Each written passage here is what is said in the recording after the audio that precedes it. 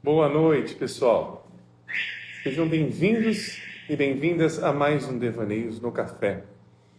Este espaço que nós temos este encontro, semanal aqui realizado pela página Freud Estupefato, em parceria com o SEI Campinas, o Centro do Padre Santi Capriotti, que aqui é localizado na Rua Doutor Quirino 1856. Teve alguma live que eu esqueci este 8 aí, eu falei 156, né? É 1856, aqui no centro da cidade de Campinas. Então estamos ao vivo, tanto no Instagram do Freud Estupefato, todas as quartas às 7h10. Também estamos ao vivo no YouTube do SEI Campinas. E depois estas lives vão ser gravadas e vão ser colocadas tanto no YouTube do Freud Estupefato quanto no Spotify, o Pod Estupefato. Então, são essas as plataformas que vocês podem encontrar as nossas conversas, as nossas reflexões que acontecem aqui toda semana. E tem semanas que tem convidados, tem semanas que aí a gente também vai trazendo temas que vão surgindo de algumas conversas, mas nós estamos aí fazendo agora uma votação semanal para eleger quais são os temas, ou qual vai ser o tema, principalmente, da próxima semana, do próximo encontro. Mas nesta semana não teve, pois nós iremos dar continuidade ao tema da semana passada, pois não deu tempo de abarcá-lo da forma como eu tinha planejado para trazer, que era ler um capítulo curto do livro Filosofia da Casa, O Espaço Doméstico e a Felicidade, do filósofo Emmanuel Cotte. E a gente terminou a live, eu até anotei, e faltava bem pouco para terminar este capítulo, mas são reflexões que vejo que são bem importantes. Tá? E eu vi que algumas pessoas entraram em contato comigo no direct, perguntando como é possível participar das lives. Tá? Então, só para quem estiver entrando agora, as lives, a participação...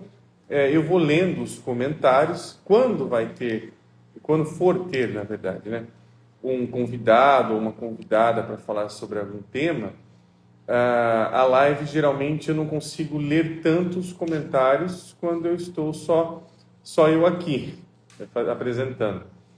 Então tem essa diferença, tá? Então depende de como vai ser administrada aqui os nossos devaneios, nosso programa. Cada semana tem a sua forma de ser conduzida. E o tema que nós iniciamos na semana passada e que hoje pretendo fechá-lo, deixa eu só ver onde que eu tinha parado aqui. Onde que era a página? Achei a página já. Aqui, achei a página que eu tinha parado. A gente estava na página 149 e 150. Foi aqui onde nós paramos que eu marquei. Mas o tema, inclusive, tá, pessoal, eu vou tentar não escrever o tema aqui embaixo, porque quando eu tento escrever aqui, o meu tripé tá ruim, ele cai. Então, se eu escrever aqui vai ficar tudo... Eu já arrumei ele bonitinho aqui, senão vai cair, tá? Então, só para relembrá-los, eu vou falando também durante a live, para quem for entrando, mas o nosso tema foi a superexposição e limites da intimidade. Foi a primeira parte do nosso Devaneios do Café da semana passada e hoje nós vamos tentar fechar este ciclo aqui. Mas, a respeito deste tema, eu escolhi, dentro deste livro aqui, A Filosofia da Casa, o espaço doméstico e a felicidade, eu escolhi um capítulo chamado Redes Sociais. Tem diversos capítulos aqui, inclusive eles não obrigatoriamente se conversam entre si, mas todos eles estão falando de alguma forma sobre a casa. não apenas a casa como um espaço físico, mas também como uma metáfora. E aqui é curioso, né? Porque aqui ele coloca este espaço virtual das redes sociais para falar de casa, né? Para falar sobre habitar. Né? Quando nós estamos falando sobre esta casa, sobre a perspectiva da alma, nós estamos falando sobre um lar, sobre o habitar. Como é estar dentro de determinada circunstância, local, relacionamento e por aí vai. Tudo aquilo que torna-se habitável, de alguma forma. Coisas que seriam inimagináveis de serem habitadas, mas ali há, sim, a presença de algo ou de alguém. Nós comentamos isso em algumas outras lives sobre a casa também, sobre a perspectiva poética que nos ofereceu Ana Martins Marques. Eu já li também esse livro dela aqui sobre a casa. Mas o nosso tema hoje é sobre exposição e intimidade, né? É um tema bastante complexo e tal. Aqui, o Morfeu, Lord of Dreams. Olá, boa noite. Boa noite, Morfeu. Sinta-se em casa aqui, assim como todos vocês que estão entrando, sintam-se em casa aqui. Então, eu vou continuar lendo, né? Porque agora falta pouco para terminar este capítulo aqui. Eu vou continuar lendo ele, mas deixa eu ver como é que eu vou localizá-lo aqui. Deixa eu ver, falta bem pouco. É isso, já termina. Termina na página 156 e as páginas são bem curtas, tá? Então, olha só que interessante. Aqui eu vou trazer do parágrafo que nós paramos na semana passada para refletirmos. Aqui na página 149, e ele continua na página 150. É o último parágrafo da 149. Há menos de 2 décadas, a tarefa que havia sido atribuída às artes por séculos... Tá, e aqui eu vou fazendo algumas pontuações necessárias, tá? Conforme for aparecendo os elementos. O interessante aqui é que ele comentou um pouco sobre o papel das artes e tudo mais. O que é a arte? Dentre tantas definições que se pode colocar de arte. Mas a arte é uma maneira de tentar se relacionar com algo que não é tão fácil ou não é tão explicável assim. É algo que inclusive me atravessa, me toca, mas não pela perspectiva científica. Por exemplo, pela perspectiva científica, um cientista perguntaria o que é uma emoção, o que é raiva, o que é medo. Aí ele pega lá e fala que medo tem a ver com neurotransmissor tal, descarga de adrenalina X, que vai acontecer Y coisa dentro do sistema nervoso central. Tudo isso é uma explicação que busca condensar ali aquilo que a gente chama de medo, sob uma determinada perspectiva, e que não se precise falar mais sobre isso. Passa para a próxima. Ou seja, a gente já esgotou esse tema, não tem mais nada ao que ver aqui. A arte não tem esta intenção científica. É um outro tipo de lógica. A lógica da arte não é de explicar alguma coisa, a lógica da arte não é de racionalizar alguma coisa, mas é de mostrar alguma coisa, exprimir alguma coisa, manifestar alguma coisa sobre outra. Ou seja, uma boa arte, ela mantém o interesse naquilo que está se propondo a ser evocado, aqui, no fenômeno que está sendo visto. É isto que uma boa arte faz, mantém o interesse naquilo, ou seja, não a responde por completo. Se na intenção científica nós temos ali uma base de tentar responder às coisas explicá-las e solucioná-las, na arte isto não é a premissa da arte. A lógica dela não é de matar o objeto em si, nesse sentido. A matei a charada, por exemplo. Mas é de manter a charada viva. Se eu mantenho a pergunta viva, surgem mais formas de exprimi-la, dela ser manifestada. Tanto é que um exemplo bobo, mas um exemplo importante, é o amor. O amor continua sendo algo que é mestre das artes, seja da literatura, da poesia, das artes plásticas, das artes cênicas. O amor continua sendo uma temática, pois ele, quando ele está dentro dessa perspectiva artística, ele é inesgotável, ele é fonte, ele se renova.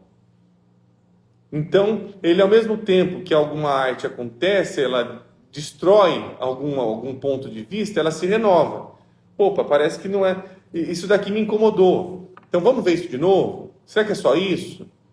Será que não tem mais? Então, um filme, um quadro, um livro, uma obra de arte, ela busca ter esse incômodo. Ela busca atravessar este incômodo. Então, é para cá que a gente vai olhar aqui em relação a isso, né? Então, a tarefa atribuída às artes por séculos de moldar o nosso eu. Por que eu queria me estender um pouquinho nessa questão da arte? Eu já vou ler o comentário aqui do Morfeu. Por conta disso, ó, o Emmanuel Cotia está colocando que as artes, de uma certa maneira, elas eram que moldavam o nosso eu. Ou seja, de uma certa forma, elas estavam quase que nos educando em como somos, como nos relacionamos, como aparecemos. Qual é a cara que a gente tem? Como a gente está se aparecendo no mundo? Então, as obras realistas mostram a cara que as coisas estavam tendo naquela época.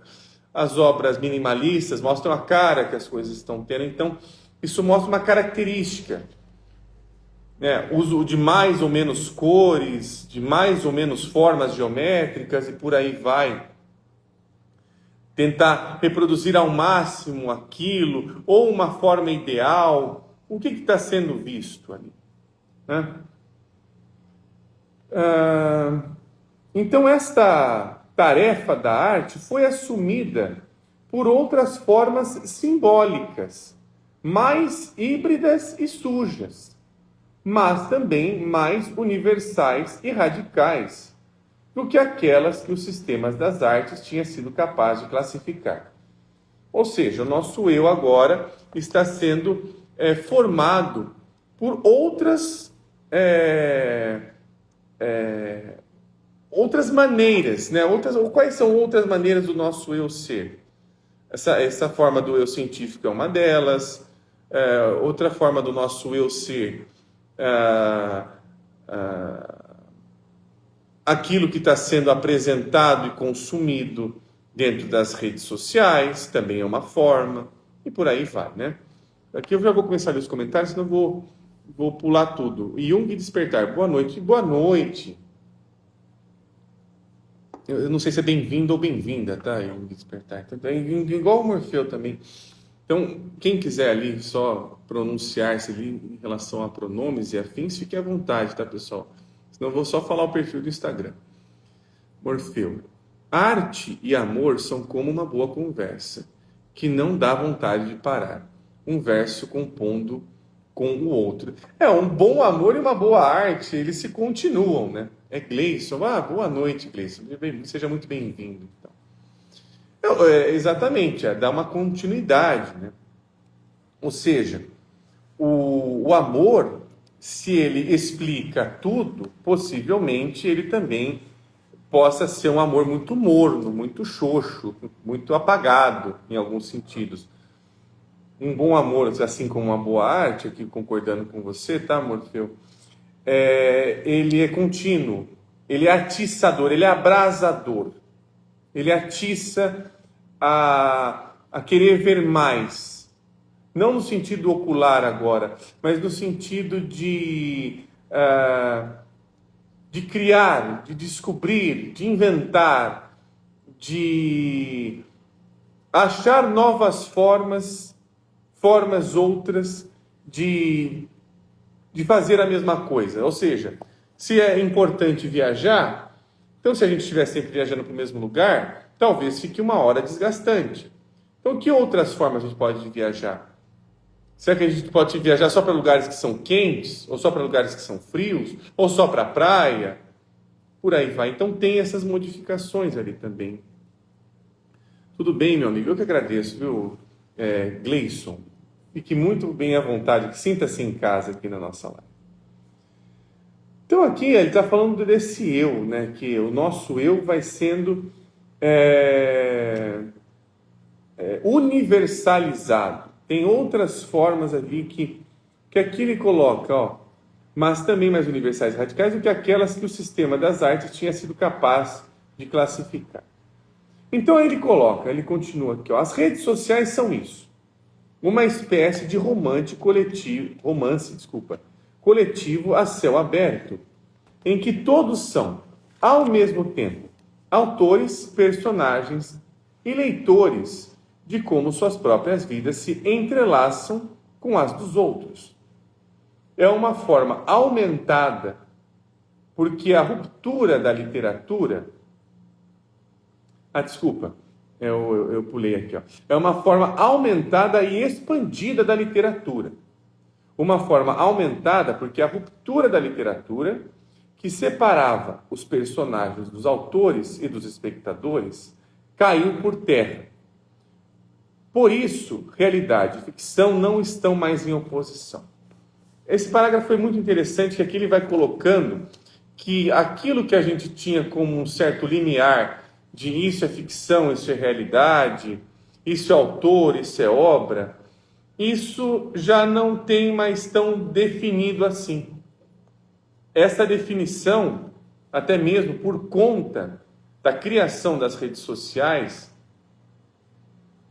vai se colocando que, então quer dizer que este sistema aqui também tem a minha cara, e ele vai também me dando a cara dele, outras caras. Eu vou ficando com a cara de quem? Né? É quase aquela imagem lá do Game of Thrones, quando a Arya Stark vai estar lá naquele lugar das 1000 faces ali. Com a cara de quem? Qual que é a sua cara? Aqui não fica tão perceptível, esses limites são rompidos. Então, se somos autores, personagens, leitores ao mesmo tempo, então essas três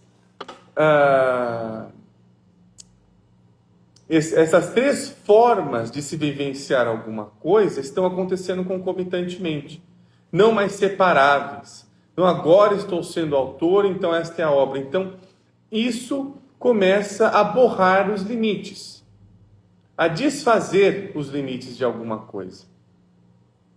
Isso talvez tenha ali uma tarefa psicológica muito interessante. Mas vamos avançando na leitura que a gente vai achar mais coisas aqui neste texto. Há alguns anos, Josefina Ludmer descreveu o estado atual da literatura, observando que a ficção não era mais um gênero ou fenômeno específico, mas permeava muito mais a realidade a ponto de se confundir com ela. Olha que interessante. Não se trata só do problema de a ficção se confunde com a realidade. Não é sobre isso. O novo regime altera o estatuto da ficção e a noção mesma da literatura. Por quê? A literatura absorve a mimeses do passado para fabricar o presente e a realidade. A realidade mesma é fabricada literariamente, artisticamente. É esse estatuto que Ludmer chama de literatura pós-autônoma.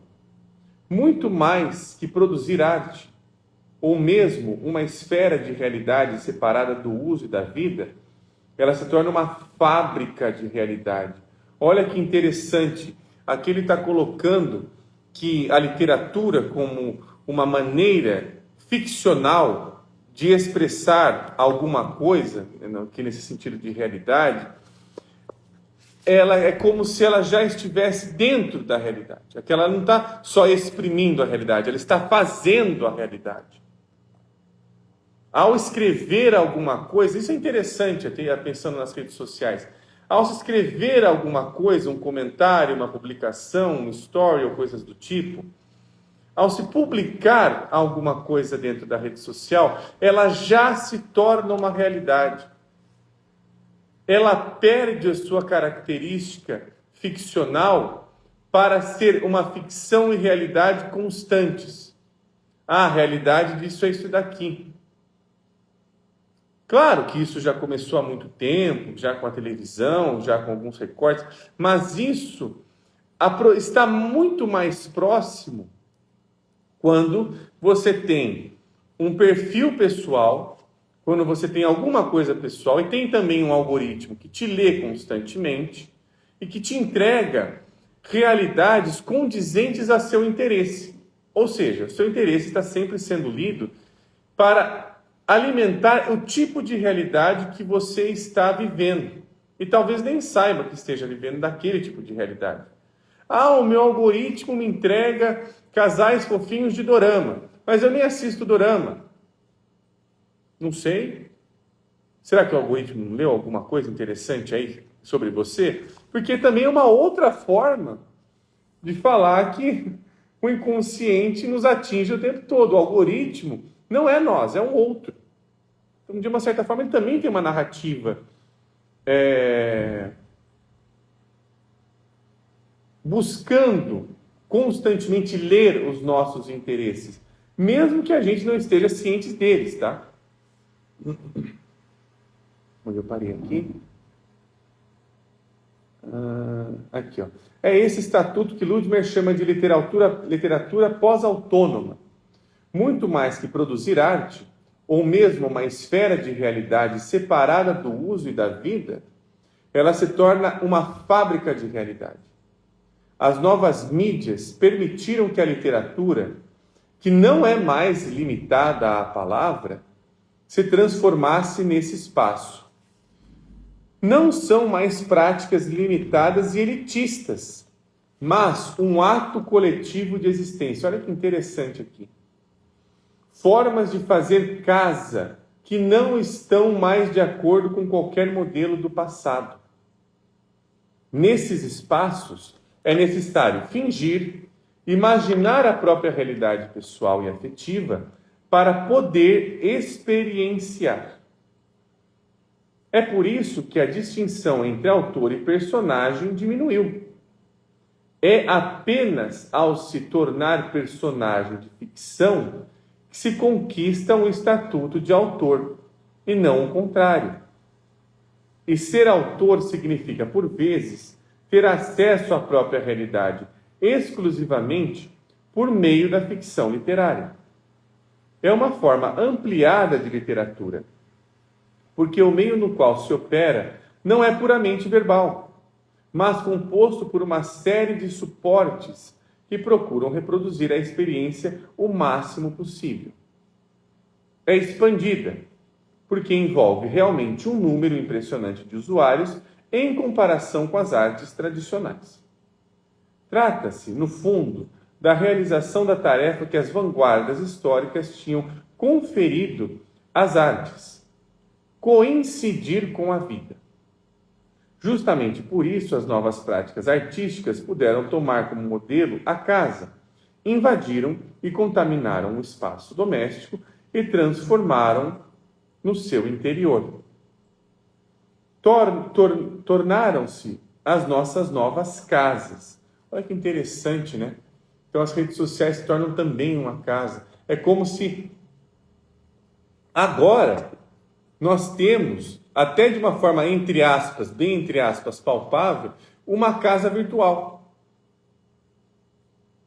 Uma casa cheia de memórias, vídeos, coletâneas, comentários, pessoas. Porém, também tem uma outra coisa, né? Você pode, de uma forma limitada ou não, selecionar o que fica nessa casa. Selecionar que memórias ficam, que fotos ficam, que comentários ficam. Então, comentários antigos, coisas que estão esquecidas também, né? Ou seja, tem lá fotos de 2010, por aí vai, que você deixou para lá. Então, tem pessoas que estão lá que você nunca mais viu. Então, temos uma casa agora virtual. Até aqui mesmo se torna um lugar virtual, né? São lugares por meio dos quais tomamos o mundo social e humano habitável, o dispositivo visual e literário que nos permite estar em casa em qualquer lugar. Olha que interessante, ele está colocando a rede social como sendo esse dispositivo literário e social, ou seja, que ali é uma habitação, mas que ela rompe com todas as barreiras do que antes se era uma habitação. Se tinha concepção de como era uma habitação. Aqui o Júlio bugou a mente. Se puder falar um pouquinho melhor o que bugou, Júlio, a gente conversa melhor. Porque tem mais coisas aqui, tá? Falta bem pouco para eu acabar de ler. Então eu vou só trazendo mais alguns elementos aqui. Olha aqui que interessante, ó. Facebook e Instagram, tá? Esse livro aqui é de quando? Deixa eu só ver, porque o Facebook já não está mais tão utilizado. Então ele... Aqui não tem a data aqui, já está em nota editorial. Ah, aqui achei, peraí, tem sim. Manuel Cotia. 2021, tá? Então, de 5 anos para cá, esse livro acho que foi traduzido para o português em 2024. Mas a primeira editora dele foi em 2021, a edição dele. Hoje já não se usa mais tanto o Facebook, né? Usa-se, obviamente, tal, mas não com a quantidade que se tinha aí há 5 anos atrás. Facebook e Instagram, no entanto, materializam um paradoxo de que uma realidade precisa ser interpretada, encenada, de que deve se tornar ficção para ser mais real do que realmente é. De que uma ficção não serve para levar a imaginação para longe, em direção a mundos desconhecidos ou vidas diferentes, mas deve permitir àquele que imagina coincidir o máximo possível com o que é. Isso aqui é muito interessante. A vida transforma-se em autoficção, destinada a tornar-se o que se é. O sujeito torna-se o guardião desse paradoxo. Por um lado, é o dramaturgo de uma vida real, cujo espetáculo coincide com o mundo aos olhos de todos. Por outro, é o intérprete de sua própria existência, de uma vida escrita e composta também pelos outros. Se a vida se torna objeto de elaboração estética, tudo o que constitui a nossa experiência se torna manipulável através de sua simples imagem. Não há mais diferença entre o sujeito e sua representação. É como se ele também estivesse dizendo agora, pegando um pouco com relação ao nosso tema, que a nossa intimidade, a nossa noção de intimidade já mudou. Já mudou muito. Aquilo que antes se tinha como pornográfico, por exemplo, hoje já não é mais da mesma forma. Da mesma forma. Antes, aquilo que a gente tinha como modelo de relacionamento, hoje já também não é mais. Então, cabe uma pergunta. Dentro deste lugar, onde o tempo todo a nossa realidade está sendo criada por mim e por outros ao mesmo tempo, eu sou o autor e também sou personagem, junto daquilo que eu estou postando, aonde fica a intimidade?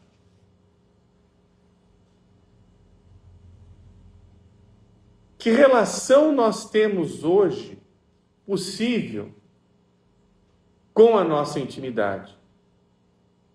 E intimidade, entendo aqui também por sigilo.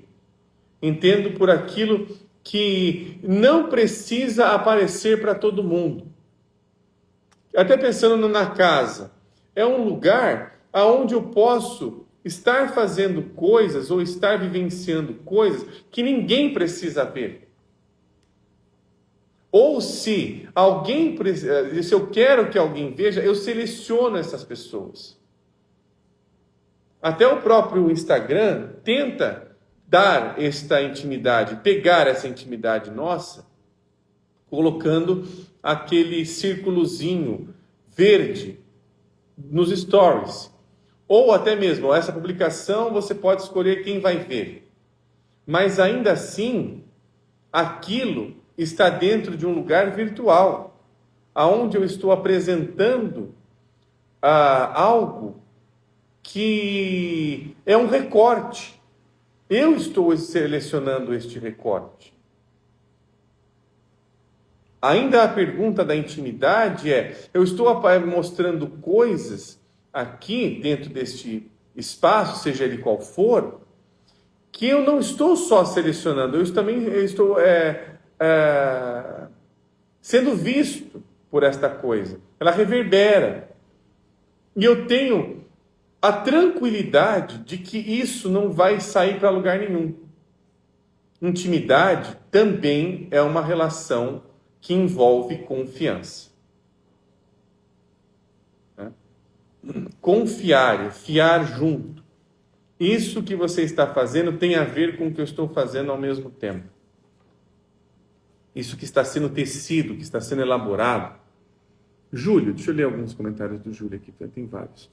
Júlio Gomes: eu não sei se entendi errado, esse paradoxo parece que é a ideia de Jung de não conhecer o inconsciente e chamar a vida de destino. A internet traz muito mais possibilidades, mas acabamos seguindo aquilo que o algoritmo nos traz e acabamos seguindo modelos ficcionais. Ao invés de ampliarmos o espectro, vamos para regiões mais conhecidas ou confortáveis. É uma boa observação, viu, Júlio? É uma boa indagação. Ou seja, será que o algoritmo ele está pegando aquilo que a gente tem como interesse e falando: você não precisa ter mais interesse em nada, eu te entrego o seu interesse? Se você precisar comer alguma coisa, consumir alguma coisa, ver algum vídeo, eu já jogo para você. A única tarefa que você tem que fazer é ficar rolando o feed? Por exemplo, uma coisa que me surpreendeu na época, hoje já não me surpreende mais tanto. Mas, 2010 por volta... O advento do... Era bem recente a criação do Instagram, tá? Era bem recente. O que acontece?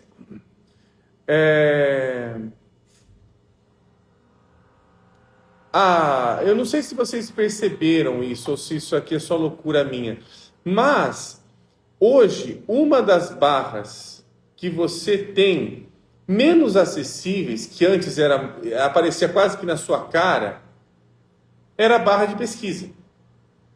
Por exemplo, você entra no Google e você tem a sua barrinha de pesquisa ali. E você faz uma pesquisa. Só que antes, o que acontecia? Você precisava, para fazer uma pesquisa, saber muito bem colocar os descritores ou formar uma frase que fosse bastante coerente para que você achasse aquilo que você estivesse pesquisando. Então você tinha que ter noção de descritores, qual é a palavra que eu preciso usar, então era mais específico. Isso era objeto de pesquisa. Inclusive, isso era ensinado nas faculdades. Eu não sei como é que está hoje. Eu coloco essa época aí de 2010 e tudo mais, porque, curiosamente, eu era monitor de pesquisa dentro da faculdade e já tinha uma certa experiência em relação a como se fazia pesquisa nas plataformas de artigos científicos, como PEPSIC, né, voltado à psicologia, Cielo e afins. Lá você era obrigado a saber que tipos de descritores você estava buscando. Inclusive, dentro das pesquisas bibliográficas, você precisava descrever quais descritores você utilizou, inclusive acrescentar os sinônimos desses descritores para achar o máximo possível, ou até mesmo, não só achar o máximo possível, mas talvez até mesmo todas as pesquisas na área que você estava buscando ali, ou o tema que você estivesse buscando. Porque um sinônimo poderia ter uma pesquisa que não apresentasse em um outro termo semelhante. Então, sei lá, você colocava harmonia, sintonia musical, coisas do tipo ali, colocava diversos descritores para achar pesquisas que tivesse aquela temática de semelhança. Ok, depois de um tempo, eu fui percebendo, até em alguns comentários no Instagram, principalmente no Instagram, que, por exemplo, um dos objetivos da página do Freud Estupefato mudou. Qual que era um dos objetivos quando eu criei a página? Era de suscitar curiosidade e dúvidas sobre a psicanálise, não era de responder tanto muitas coisas, e fazer com que quem fosse interessado fosse pesquisar. Nossa, ele falou sobre isso, deixa eu lá pesquisar um pouquinho, deixa eu lá procurar lá no Google, seja onde for, deixa eu lá dar uma procurada. Eu percebi que isso não estava mais dando ibope. Isso já não era mais interessante. Ou seja, ou você me diz o que significa isso aqui, ou o seu meme é inválido. Mudou-se a forma de relacionar-se com os memes. Quando eu criei a página, ela suscitava, mas em pouco tempo eu posso colocar, o Freud Estupefato esse ano vai fazer 16 anos de página, tá? Em pouco tempo, eu vou dizer assim, uns 2, 3 anos de criação de página, já não havia este interesse em que você tivesse ali uma... como é que eu poderia colocar? Que você suscitasse alguma dúvida, vamos colocar assim. Não, eu tenho que saber o que é isso aí que você está falando em ponto final. Então isso aqui é muito confuso. Fui percebendo que foi tentando se explicar demais a própria psicanálise, que já foi feita até para se explicar alguma coisa, que já tem uma problemática em relação a isso, que acrescentou uma problemática a mais. Então, aqui continuando.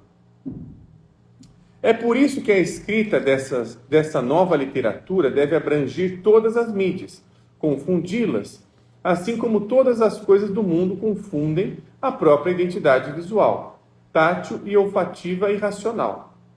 E não há uma separação espacial. Então não tem uma separação espacial. Então a gente também não sabe o que expor ou não. A gente tenta criar um certo limite, mas ainda assim, sempre somos convidados, de alguma forma, a expor mais do que aquilo que a gente quer, por algum motivo. Porque, claro, uma foto, um vídeo, um recorte, suscita a fantasia, e que nós não sabemos que fantasia é essa que está sendo vista por a outra pessoa. Pelo menos não sabe a cerne dela. Algumas coisas pode se imaginar, mas tem um certo limite. Para ter a consciência de algo, não é necessário separar sua imagem do mundo ao redor, mas refletir a consciência do mundo. Devemos levar a nossa consciência para o mundo, e não o mundo para dentro da nossa consciência. A metáfora da consciência não é mais a câmara escura. A consciência agora está ao ar livre. É uma imagem dentro da imagem. Agora, a experiência sempre ocorre fora de nós, já que, graças a essas novas casas, psique e mundo são a mesma coisa. Eu acho que é esse ponto que eu queria, inclusive, ficar com ele, tá? Porque aqui ele vai falar do Jung, aqui ele está colocando algumas coisas, mas aqui que ele está colocando, tá, pessoal, não é uma coisa simples de se entender. Ele está colocando que agora a nossa psique não está só mais em nós. Ela não só habita, mas ou nós habitamos nela. A nossa psique também habita o mundo. Ela também já não é mais algo que eu tenha domínio dela. Ela também pertence a um outro domínio chamado virtual. A minha psique está acontecendo fora de nós. Olha que interessante, a experiência psíquica acontecendo fora de nós. E a nossa vida psíquica não ocorre mais exclusivamente dentro do corpo, mas também e principalmente fora dele. Olha que interessante isso, a vida psíquica está fora de nós. É como se nos dessemos conta da capacidade da experiência de viver fora de nós, de reverberar para além, não apenas por meio da escrita ou do cinema. Aqui tem outras coisas, tá? Mas eu vou parar aqui porque já está quase dando nosso horário, tem alguns comentários. Mas desse ponto é o que eu queria chegar. O ponto em que nossa psique já não tem mais um lugar geográfico. Antes se tinha uma pergunta dizendo, onde está o inconsciente no corpo, buscando. Se antes era fácil, por exemplo, achar que nós tínhamos, onde está minha mão? Está aqui. Onde está meu cérebro? Está aqui. Onde era fácil apontar alguma coisa, hoje já não é mais tão simples. Hoje a nossa vida psíquica não está mais dentro, não está mais limitada a um corpo, a um cérebro, ou seja o que for. Ela está viva e atuante fora de nós. A nossa vida psíquica está viva e atuante, principalmente, citando agora o Kotia, fora de nós. Isso não é fácil de entender. Isso é uma puta de uma quebrada de um paradigma. De uma forma de entender psique. De entender, ou seja, nós estamos sempre sendo transformados, nós estamos sempre sendo imaginados para além de nós. Você não é mais essa pessoa que se limita a um corpo. Você está acontecendo num outro lugar do mundo, de uma outra forma, sendo analisado, experienciado, julgado, tudo o que pertence a uma vida psíquica, para fora da sua consciência. Olha que coisa louca que o Kotia está colocando aqui. A nossa existência não se limita mais a nós. A nossa existência psíquica, principalmente citando aqui. Esse aqui é algo que precisa reverberar mais, tá? Eu vou ler alguns comentários. Deixa eu ver quem chegou aqui. Boa noite, Calua. Boa noite, bem-vinda. Enila. Confiar na alma, nossa casa primeira, também é um trabalho de mão dupla. O eu e a alma conversam em intimidade dentro de nós mesmos. Aquilo que externalizamos é o produto desse trabalho. Então, Enila, aqui eu acho que é um pouquinho mais complicado o que o Kotia está colocando. Porque ele está colocando, se a gente tinha, por exemplo, com Henrique Corbin, a noção de anima mundi, aqui a gente está já vendo que a nossa alma não depende da nossa existência, a nossa vida psíquica não depende da nossa existência para ela acontecer. Não tem mais esse negócio de dentro ou fora. O que é dentro e o que é fora? Isso já não tem mais uma concepção. Está dentro do Facebook ou dentro do Instagram. Mas automaticamente ele já está fora. Está dentro de... Automaticamente ele já está fora. Então, ali e tem um fora que é construído, você limite ou não, mas já é construído para compartilhar. O que ele chama de livro de rostos aqui, falando Facebook aqui. Já é feito para compartilhar. Não é feito para ficar com você. o que é postado, exposto, colocado, não existe uma noção de pura intimidade ali. Ali já é feito para ser postado, para ser exposto. Não é feito para ser guardado. Né? Um post não é uma gaveta. E não é um arquivo. A gente tem arquivos, a gente tem esse aplicativo Arquivos ali, arquivado. Mas ele está colocando as redes sociais aqui. Vamos lembrar que o capítulo aqui é sobre redes sociais. Lá as coisas não são para serem guardadas. A vida e a casa que existe ali é de uma outra forma. É uma casa de vidro. Inclusive aqui é uma casa de vidro. Tem um vidro aqui na minha frente, né? Tem um espelho negro na minha frente, como diria o Black Mirror. Aqui J, psicanalista. Ser genérico e com profundidade é um desafio nas redes. Depende, né? A questão ali é que as redes sociais, elas buscam aqui teve interesse, então ela vai se alimentando do interesse das pessoas. Ela vai se alimentando para ter esse interesse para ela.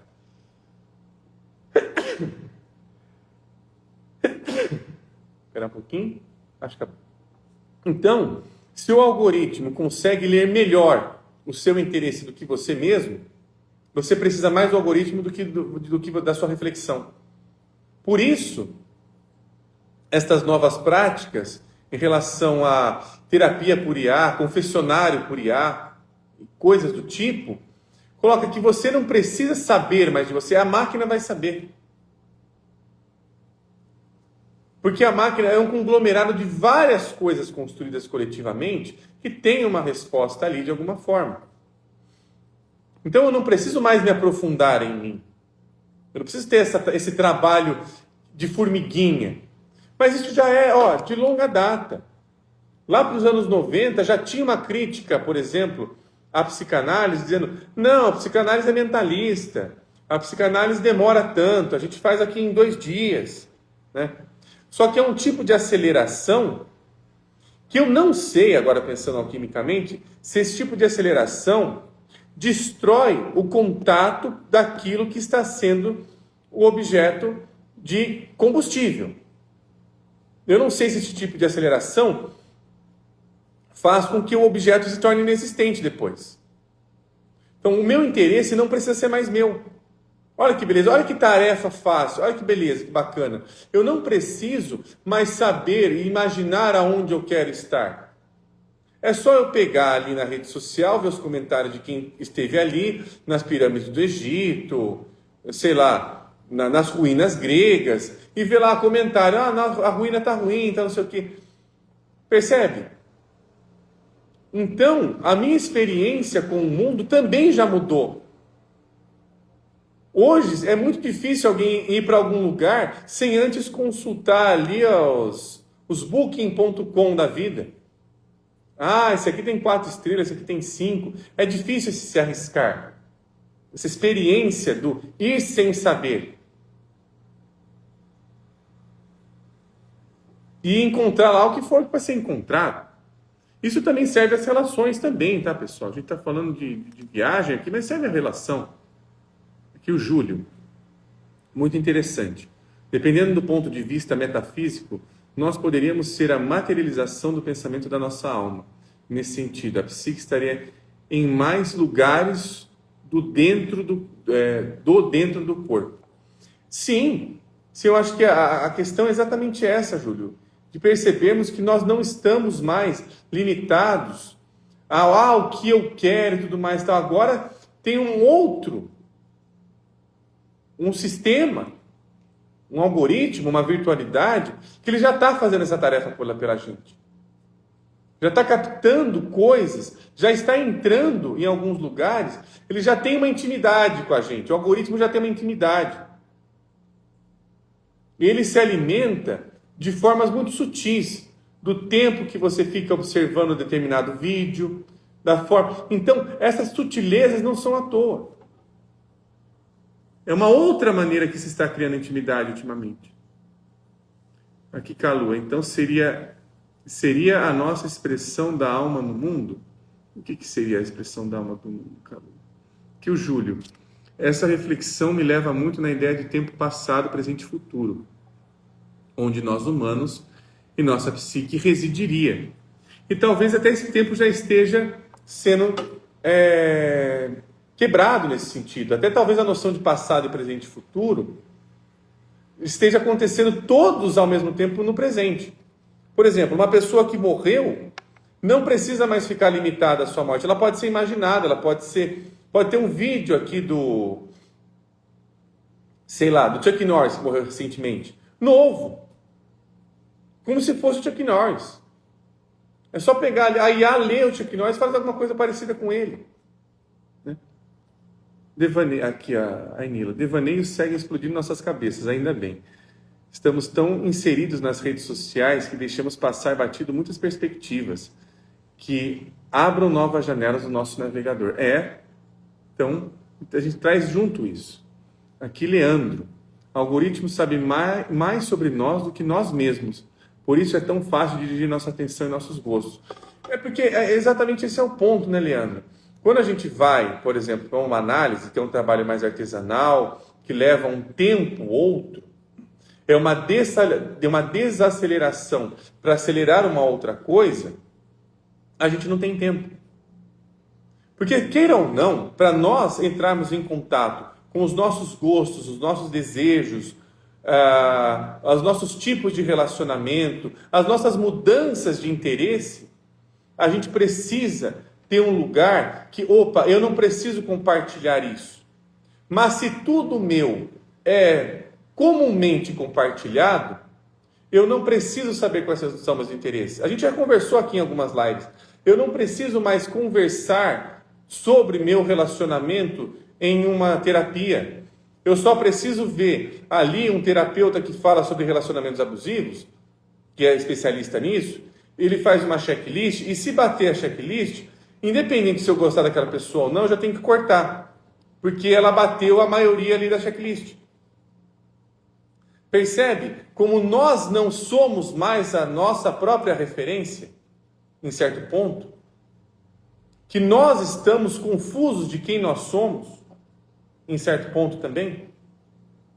Claro que a rede social traz coisas importantes, facilidades, ajuda-nos, mas isso tem um preço. Toda facilidade tem um preço. A facilidade de você acender um isqueiro faz com que você não saiba fazer fogo. O fogo já vem pronto. Da mesma maneira, agora isso se tornou... A gente talvez não saiba, a gente talvez esteja desaprendendo em algum ponto a fazer o nosso eu. Mas isso já é de longa data, isso já foi sendo constituído. Agora que isso está aparecendo com mais veemência. É isso que também o Código está trazendo em relação à literatura e às artes. Elas tinham uma constituição artística. Hoje elas têm uma constituição virtual. Tem uma mudança de paradigma em relação a isso. E bom que suscitou várias reflexões aí, tá, pessoal? A gente está trazendo várias coisas em relação a esse tema, mas fechamos ele hoje, né? Então vamos ver se ele aparece de alguma outra forma. Então encerramos este tema da superexposição e limites da intimidade, o que o Otávio falando. Parabéns pelo trabalho. Eu que agradeço, viu, Otávio? Agradeço a participação e colaboração de todas e todos vocês aqui no nosso programa Devaneios no Café. Por hoje encerramos então a nossa live, tá, pessoal? Continuamos semana que vem com um tema novo. Aqui o Júlio, nossa, que louco, esquecemos de fazer nosso próprio maluquice, pensar. Esse é o fundamento que eu quis trazer para hoje, tá, Júlio? Eu não queria terminar a live sem chegar nesse ponto. Acho que a gente conseguiu amarrar bem isso, de alguma forma. Imagina, eu que agradeço. Viu, Júlio? Boa noite para ti também. Então, uma boa noite, pessoal. Vamos ver agora, para quem segue aqui o Devaneios, vamos fazer uma votação ali por volta de domingo, né? Sábado, domingo, talvez, em relação ao próximo tema do Devaneios. E aí, na semana que vem, a gente vê qual vai for o mais votado. Então, fiquem atentos aí aos stories da página, que vai ter a votação e também a sugestão de temas. Lembrando que eu vou escolher 4. Pode surgir mais temas, eu vou escolher 4 dar prioridade aos temas que ainda não apareceram aqui no Devaneios, porque é o limite da enquete, tá? Ele é 4 porque é o limite da enquete mesmo, não foi opção minha. Então, pessoal, muitíssimo obrigado e até a semana que vem para quem acompanha aqui o nosso programa Devaneios do Café. Tchau, tchau.